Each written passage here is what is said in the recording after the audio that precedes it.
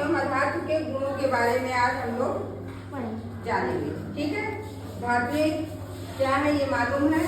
धातु के दो गुण होते हैं, कौन कौन से? एक भौतिक गुण और दूसरा रासायनिक गुण। ठीक, रासायनिक गुण के बारे में बाद में बताएंगे, पहले हम लोग आते हैं भौतिक गुण।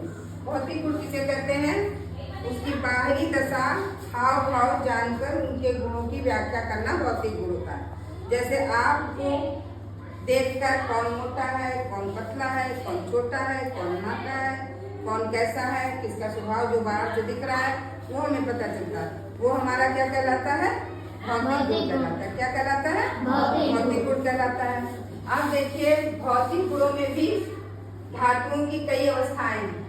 हम भौतिक गुण, रासायनिक गुण उसको कहते हैं जो उसके अंदर के गुण होते हैं। इंटरनल गुण जो रिएक्शन होके, जैसे हमारे पेट के अंदर कोई दिक्कत हो रही है, दर्द हो रहा है, सिर दर्द हो रहा है, वो हमारा इंटरनल है, वो जब आप बताओगे तब जानेंगे। लेकिन बाहरी जो दशा है वो देखकर उसके भौतिक गुणों का अंदाजा लगाया जा सकता है। अब भौतिक गुण में कई अवस्थाएं हैं। एक तो भौतिक अवस्था क्या होती है किसी धातु की, है ना, पदार्थ की। और भौतिक अवस्था कठोरता, चमक, आधार वजनीयता, तन्यता और चालकता, ये हमारे 5 भौतिक गुण, किसी भी तत्व के भौतिक गुण हैं, धातु एवं अधातु के। ठीक है, अब देखिए भौतिक अवस्था। भौतिक अवस्था के बारे में जानते हैं किसी धातु की और अधातु की।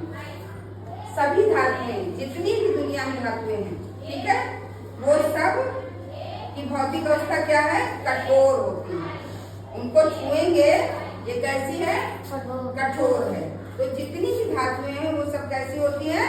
कठोर होती हैं। सामान्य ताप पर अगर इनको गर्म कर दिया जाए तो ये नरम हो जाए। लोहा जो है, लोहार जब कुछ बनाता है, खुरपा या कुल्हाड़ी, तो उसको तावा गर्म करके लोहे को, तो वो ढीली हो जाए। लेकिन जो अभी टेम्परेचर है, इस टेम्परेचर पे ये हार्ड रहेंगी सामान्य ताप पर। पारा जानते हो, एक लिक्विड होता है, आपने थर्मामीटर में देखा होगा, जब बुखार नापते तो पारा ही ऊपर चढ़ता है, उसी से पता चलता है कि टेम्परेचर हमारा कितना है। तो वो जो है द्रव होता है, वो लिक्विड नहीं होता, वो ठोस नहीं होता। वो अगर पारा गिरा दो तो बिखर जाएगा 2 छोटे छोटे टुकड़ों में। उसके बाद सामान्य ताप पर सभी अधातुएं, अभी यहाँ धातु की बात कर रहे थे, अब अधातु की बात करते हैं। जितनी भी अधातु हैं वो सब गैस होती है। क्या होती है? गैस। ऑक्सीजन, है ना, और हाइड्रोजन, ये सब हवा में उड़ जाती है सामान्य ताप पर। और अगर टेम्परेचर बढ़ाया जाए, उनको कंप्रेस किया जाए, कुछ भी किया जाए, वो अलग चीज है। लेकिन सामान्य ताप पर ये अधातुएं जो है क्या होती है? हमारी गैस। तो दोनों में अंतर समझ में आया? धातुएं ठोस होती है और अधातुएं गैस होती है। अब आते हैं धातु पे, ये इनकी अवस्था हमने बताई थी। अब गुणों पे आते हैं, ये भी गुण ही है। फिर इनके क्या क्या गुण है? एक कठोरता पाई जाती है धातुओं में, कठोरता पाई जाती है। दूसरा चमक पाई जाती है धातुओं में। तीसरा आधार वजनीयता पाई जाती है। चौथा तन्यता पाई जाती है। 5वां है चालकता पाई जाती है। ठीक, अब कठोरता क्या है? अगर हम सोडियम धातु को छोड़ दें, सोडियम धातु बहुत नरम होती है, यह मिट्टी के तेल में रखी जाती है। इसको हम आसानी से चाकू से काट सकते हैं, और किसी धातु को हम आसानी से चाकू से काट नहीं सकते हैं। लेकिन सोडियम ही एक ऐसी धातु है जो कि कठोर नहीं होती है और मिट्टी के तेल में रखी जाती है। सोडियम के साथ साथ पोटेशियम, मैग्नीशियम, पारा, ये सब भी नरम होती है धातु। कैसी धातु होती है? नरम होती है।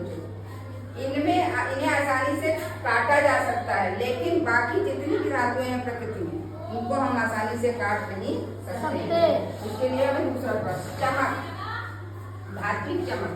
धातु को जब आप काटिए और देखिए, वो अलग सी चमकती दिखेगी।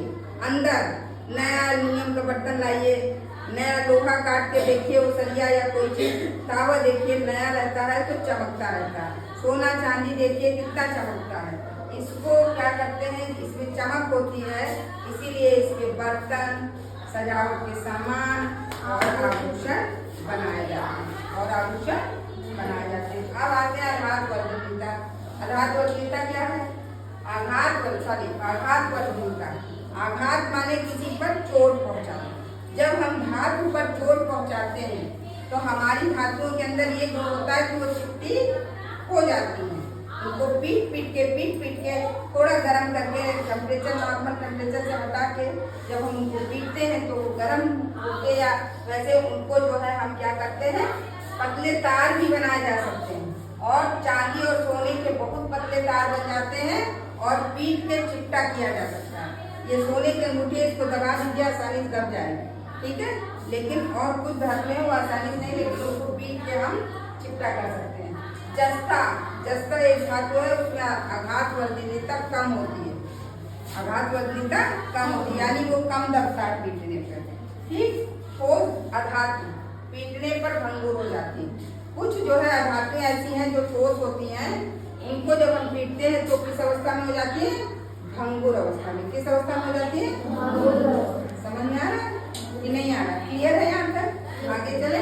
तन्यता माने तानना किसी चीज को, तन्यता माने तानना, जैसे तीर कमान तानते हो इसी तरह तन्यता है। अब तन्यता धातु में कैसे है? धातु में इतनी तन्यता होती है कि उसको इतने पतले तार में बदला जा सकता है कि खूब महीने। आपने देखा हो बिजली के तार, एल्युमिनियम के तार, है ना, लोहे के तार, और किसके तार देखे हैं, तांबे के तार, जो बिजली में पड़े होते कितने महीन कितने पतले होते हैं। तो ये तन्यता का गुण है, धातु को खींच कर पतले तार बनाए जा सकते हैं। सोने का क्या गुण है, जैसे 20 लाख, है ना, क्या है बताइए?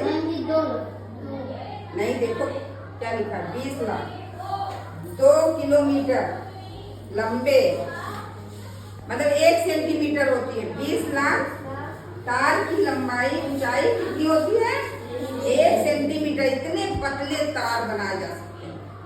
और दूसरा क्या बिंदु है, एक ग्राम सोने, हाँ, 1 ग्राम सोने से 2 किलोमीटर लंबे तार बनाए जा सकते हैं। 1 ग्राम सोना कितना होता है, बहुत थोड़ा सा, और उससे 2 किलोमीटर यानी फुर्सतगंज के बराबर तार बनाए जा सकते हैं, ठीक है। इतने लंबे, आश्चर्य है ना, कैसे पतला, बाल से भी पतला, इतना लंबा तार बनाया जा सकता है। और 20 लाख पतले तारों की ऊंचाई 1 सेंटीमीटर के बराबर। ये चीज ध्यान रखिए, ठीक है। उसके बाद चालकता, आते हैं चालकता के गुण पर। धातु में ऊष्मा की सुचालक होती है। आप तांबा ले लीजिए, एल्युमिनियम ले लीजिए, लोहा ले लीजिए, आप किसी तार से जोड़ के किसी बल्ब में लगा दीजिए, फट से बल्ब आपका जल जाएगा।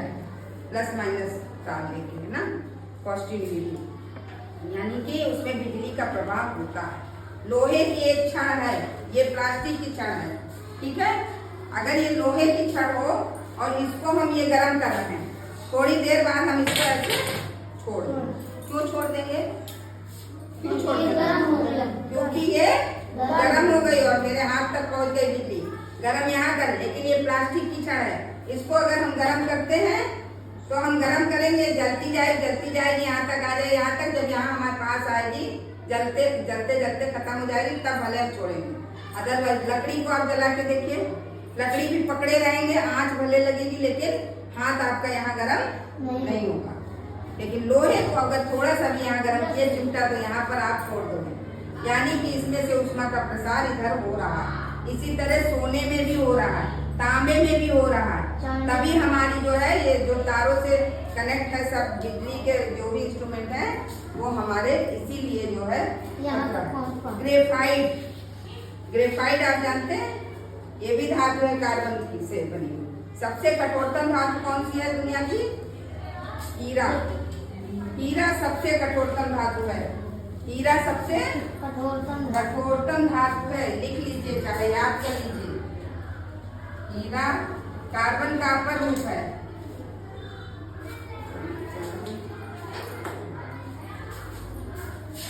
कार्बन का अपर रूप हीरा सबसे कठोरतम धातु है, सबसे कठोरतम धातु है, ठीक है। इससे कठोर और कोई धातु ठीक है। तो ये हीरा जो कार्बन का सबसे ग्रेफाइट भी आपका बहुत जो है, इसमें भी बिजली का प्रभाव होता है। इसीलिए कभी पेंसिल की नोक वगैरह को आप कभी भी ऐसे करके मत लगिए, ठीक है, बिजली में, क्योंकि ग्रेफाइट से भी बिजली जो है प्रवाहित होती है, यानी कि ऊष्मा की सुचालक होती है, ना कि कुचालक। ठीक है, इतना समझ में आया। लेकिन लकड़ी हमारी ऊष्मा की कुचालक है, हमारा ये प्लास्टिक ऊष्मा की कुचालक है, इतना ध्यान रखिए। ठीक है, आज बस इतना। ओके।